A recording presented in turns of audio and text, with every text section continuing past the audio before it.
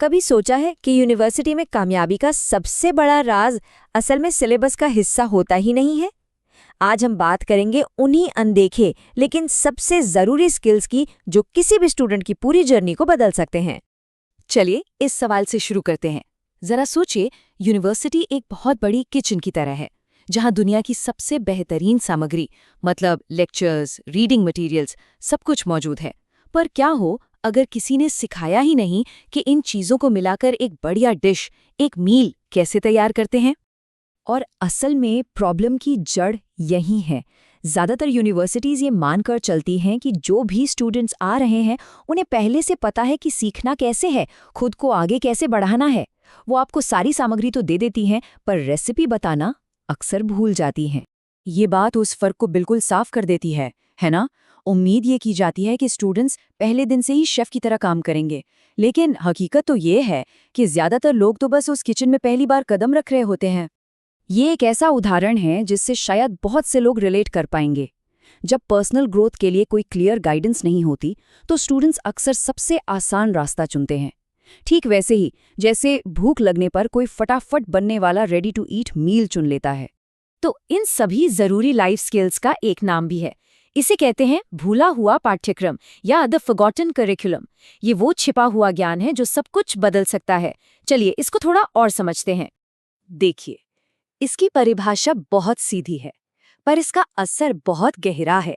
बात सिर्फ अच्छे ग्रेड्स लाने की नहीं है, बात उन स्किल्स की है जो किसी को भी पढ़ाई और जिंदगी दोनों के चैलेंज के लिए तैयार करती हैं। ये इस पाठ्यक्रम की नींव है। ये कोई एक्स्ट्रा स्किल्स नहीं है, बल्कि ये वो जड़ें हैं जो बाकी हर तरह की लर्निंग को मुमकिन बनाती हैं। इसमें सेल्फ अवेयरनेस से लेकर मेटाकॉग्निशन तक, यानी ये समझना कि हम सोचते कैसे हैं, जैसी ज़रूरी चीज़ें शामिल हैं। ठीक है, तो अब प्रॉब्लम से हटकर सॉल्यूशन की तरफ बढ़ते हैं। वो कौन से प्रैक्टिकल टूल्स हैं जिन्हें इस्तेमाल करके इन स्किल्स को डेवलप किया जा सकता है? ये सफ़र 3 आसान लेकिन बहुत ही पावरफुल स्टेप से शुरू होता है। पहला है यकीन, ये मानना कि हाँ, मैं अपने आप को बेहतर बना सकता हूँ। दूसरा है रिफ्लेक्शन, अपने अनुभवों से सीखना। और तीसरा, जो सबसे ज़रूरी है, एक्शन लेना, मतलब उस सीख को आदत में बदलना। फीडबैक एक कमाल का टूल है, पर सब कुछ माइंडसेट पर डिपेंड करता है। अक्सर यूनिवर्सिटी में फीडबैक ग्रेड से जुड़ा होता है, जिससे डर पैदा होता है। लेकिन जब इसे भरोसे के साथ एक तोहफे के तौर पर देखा जाए, तो ये ग्रोथ का एक ज़बरदस्त जरिया बन जाता है। ये एक पर्सनल कहानी है जो इस आइडिया की ताकत को दिखाती है। जब फीडबैक एक भरोसे वाले माहौल में दिया जाता है, तो ये सिर्फ कमी निकालना नहीं रह जाता, बल्कि ये केयर करने का, किसी के विकास में मदद करने का एक तरीका बन जाता है। तो एक बड़ा सवाल ये उठता है कि आखिर ये ज़रूरी पाठ्यक्रम सिस्टम से गायब क्यों रहता है, और यूनिवर्सिटीज़ इसे अपने एजुकेशन सिस्टम का हिस्सा कैसे बना सकती हैं? इसके पीछे कई सिस्टमिक कारण हैं। यूनिवर्सिटीज़ का पूरा ढांचा एकेडमिक नॉलेज पर फोकस्ड है।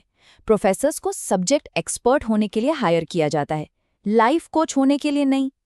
इसी वजह से ये ज़रूरी लाइफ स्किल्स अक्सर पीछे छूट जाते हैं। लेकिन बदलाव मुमकिन है। ज़रा सोचिए, अगर पूरे कोर्स का सिर्फ 5 से 10% हिस्सा एक पर्सनल डेवलपमेंट लैब जैसी चीज़ के लिए रख दिया जाए, ये छोटा सा बदलाव भी एक बहुत ही मीनिंगफुल और लंबे समय तक टिकने वाला असर डाल सकता है। तो आखिर में बात इस पर आती है कि कोई अपनी एजुकेशन का मालिक कैसे बने, मतलब सिर्फ एक पैसेंजर की तरह सफ़र करने के बजाय अपने रास्ते का बिल्डर कैसे बने। ये तस्वीर इस बदलाव को बहुत अच्छे से दिखाती है। एक तरीका है जिंदगी की धारा के साथ बस बहते जाना, और दूसरा है एक बिल्डर बनना, जो न सिर्फ अपनी नाव खुद बनाता है, बल्कि अपनी मंजिल भी खुद तय करता है। और फिर वो एक पल आता है जब सब कुछ क्लिक कर जाता है। जब कोई इन स्किल्स को अपना लेता है, तो वो जिंदगी के होने का इंतजार नहीं करता, बल्कि अपनी जिंदगी को खुद बनाना शुरू कर देता है। वो अपनी कहानी का सिर्फ एक किरदार नहीं रहता, बल्कि राइटर बन जाता है। और हम आज की बात को इसी सवाल पर खत्म करते हैं। जब सारी सामग्री भी हो और खाना बनाने का हुनर भी हो, तो कोई अपनी जिंदगी के साथ क्या शानदार डिश तैयार करना चाहेगा? फैसला अपना अपना है।